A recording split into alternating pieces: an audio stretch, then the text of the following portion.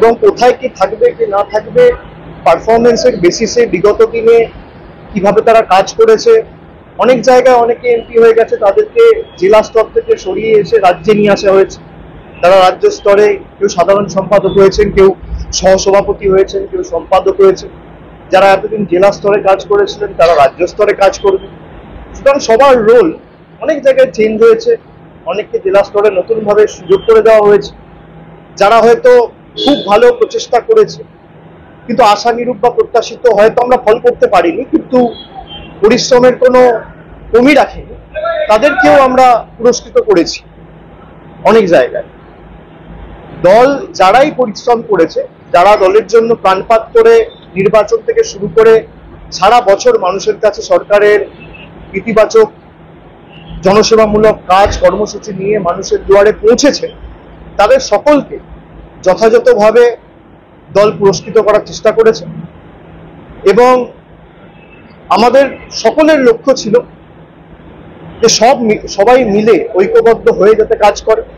আপনি উত্তর কলকাতার ক্ষেত্রে বা বীরভূমের ক্ষেত্রে যেটা বলছেন, সেখানেও নেতাজি ইন্ডোরে মমতা বন্দ্যোপাধ্যায় নিজে বলেছেন যে কোর কমিটিতে যারা ছিলেন সেখানে অনুব্রত মণ্ডলও থাকবে। গতকাল কোর কমিটির মিটিংও হয়েছে বীরভূমে, আপনারা দেখেছেন। এবং উত্তর কলকাতার ক্ষেত্রে সুদীপ বন্দ্যোপাধ্যায় চেয়ারম্যান রয়েছে, সেখানে 7 জন এমএলএ, তার সাথে অ্যাডিশনাল 2 জন ট্রেড ইউনিয়নের স্বপন সমাদ্দার এবং জীবন শাহ, তাদের 2 জনকে সংযোজিত করা হয়েছে এবং 9 জনের একটা কোর কমিটি করা হয়েছে। 9 জনের কোর কমিটি করে সুদীপ বন্দ্যোপাধ্যায়কে চেয়ারম্যানের দায়িত্বে রাখা হয়েছে। তারা সবাই মিলে যৌথভাবে কথা বলে, প্রত্যেকটা এমএলএ রিপ্রেজেন্টেশন যদি থাকে তাহলে সবাই মিলে টিম ওয়ার্ক করে কাজ করবে। কার ক্ষমতা খর্ব হলো, কাকে বেশি পুরস্কৃত করা হলো, এটাকে এভাবে দেখা ঠিক নয়।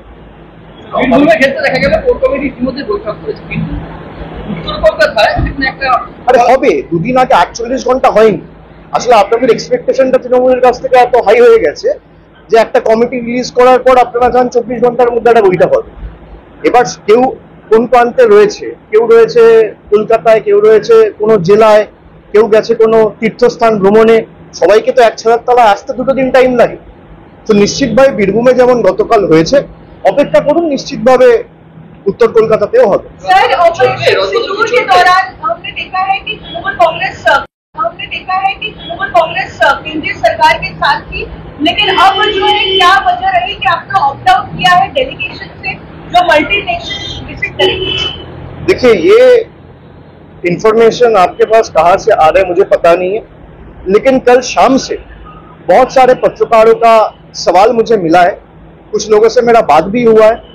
मैं आपको ये साफ साफ कह देता हूं, and we have stated this multiple times, I am reiterating it again, that whatever decision the union government takes which aims at combating and curbing terrorism, number 2, safeguarding the sovereignty of the nation, and number 3, to protect the national interest of the country, we as a party Trinamool Congress will stand with the center shoulder to shoulder। लेकिन एक चीज आपको ध्यान रखना पड़ेगा कि अगर कोई डेलीगेशन जा रहा है, हमें कोई दिक्कत नहीं है, डेलीगेशन जाना चाहिए, जाए। और जिस तरीके से टेररिज्म को बढ़ावा देके इंडिया का पीस को डिसरप्ट करने का प्रयास पाकिस्तान की तरफ से हो रहा है, उसका हम कड़ी निंदा करते हैं, उसको ग्लोबल स्टेज में रखना भी चाहिए। लेकिन मेरा पार्टी से कौन जाएगा, ये डिसीजन पार्टी का है। आज मैं दिल्ली जा रहा हूं, एक्सटर्नल अफेयर्स का स्टैंडिंग कमेटी का मीटिंग है, मुझे उस कमेटी में नॉमिनेट किया पार्टी ने। सेंटर और the union government cannot decide unilaterally who will represent from which party. The BJP is at the helm. They are responsible for running the country. They are running the union government. They can decide on their part कि BJP से कौन जाएगा। अब मान लीजिए कांग्रेस से कौन जाएगा, तृणमूल से कौन जाएगा, डीएमके से कौन जाएगा, आम आदमी पार्टी से कौन जाएगा, समाजवादी पार्टी से कौन जाएगा, ये बीजेपी तय नहीं कर सकती। This has to be decided by the respective party leadership. आप एक मेंबर को मांग रहे डेलीगेशन के लिए, हम 5 दे देंगे, but the centre also needs to show its good intent and call for a wider deliberation with all parties in the opposition कि हम एक डेलीगेशन भेजना चाहते हैं, वो 7 मेंबर डेलीगेशन हो सकता है, वो 8 मेंबर डेलीगेशन हो सकता है, वो 10 मेंबर डेलीगेशन हो सकता है, और आप अपना पार्टी से 4 आदमी को नॉमिनेट कर दीजिए कि 2 आदमी को नॉमिनेट कर दीजिए, हम कर देंगे। लेकिन तृणमूल से कौन जाएगा ये बीजेपी का लोग कैसे तय करेगा? तृणमूल से कौन जाएगा ये यूनियन गवर्नमेंट कैसे तय करेगा? They are elected on Trinamool symbol. हम तो कह रहे हैं कि इसका ग्लोबल स्टेज पे होना ही चाहिए। I have also tweeted about this that the world needs to come together and fight collectively against terrorism and join hands against Pakistan.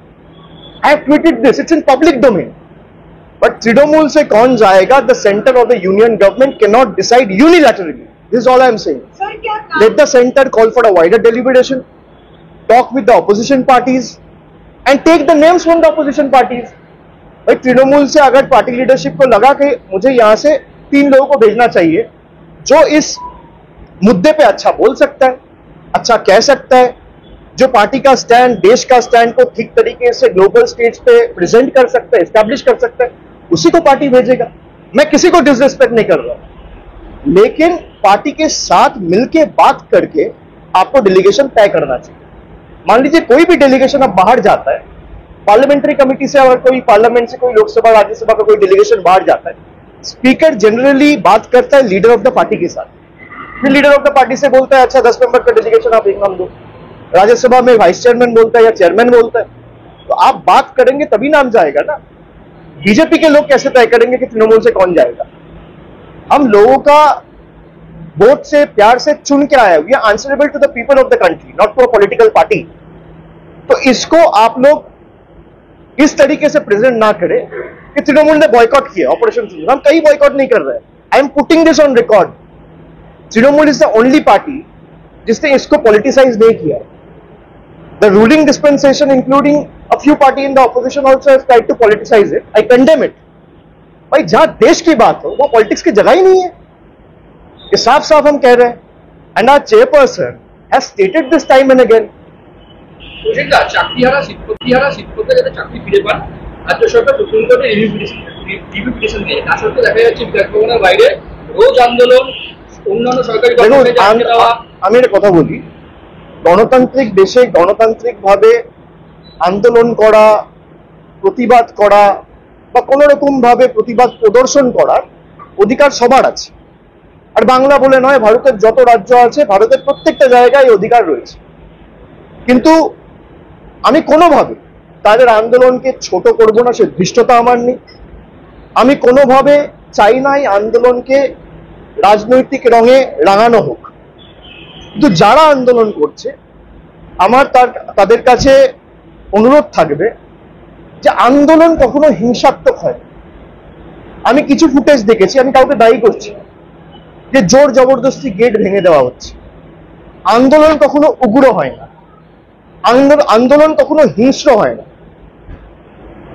Gandhiji অহিংসার কথা বলেছিলেন, নন ভায়োলেন্সের কথা বলেছেন। আমরা 100 দিনের কাজ নিয়ে দিল্লিতে আন্দোলন করেছি, বাংলা থেকে 10,000 জন গেছে। আমাদের উপর কিভাবে, এমনকি সাধারণ মানুষ ছেড়ে দিন, মানে যারা নির্বাচিত প্রতিনিধি, এমনকি মহিলা প্রতিনিধিদের, জনজাতি মূলবাসী প্রতিনিধিদের চুলের মুঠি ধরে বার করেছে। আমরা অহিংসার পথ অবলম্বন করে আন্দোলন করেছি। আমরা পরের দিন এসে রাজভবনের বাইরে ধর্ণা দিয়েছি। আমরা হিংসার পথ অবলম্বন করি। আন্দোলন করার অধিকার সবার আছে, কিন্তু কোনোভাবে আন্দোলন যেন হিংস্র না হয়, আন্দোলন যেন কোনোভাবে বল প্রয়োগ করে কোনো সরকারি সম্পত্তি নষ্ট করে, কিছুভাবে গেট ভেঙে জোর জবরদস্তি বল প্রয়োগ করে, সেটা হলে আন্দোলনের যে সারমর্ম বা যে এসেন্সটা সেটা কোথাও হারিয়ে যায়। এটা আমার দৃঢ় বিশ্বাস। বাকি আন্দোলন যে কেউ করতে পারে, এতে অসুবিধার তো কিছু নেই। আর সরকারের ইন্টেন্ট পরিষ্কার করেছে। আমরা রিভিউ পিটিশন ফাইল করেছি সুপ্রিম কোর্টে, ম্যাটার সাব জুডিস। বিচার ব্যবস্থার উপর ভরসা রাখুন, আজ নয় কাল আমার দৃঢ় বিশ্বাস বিচার হবে।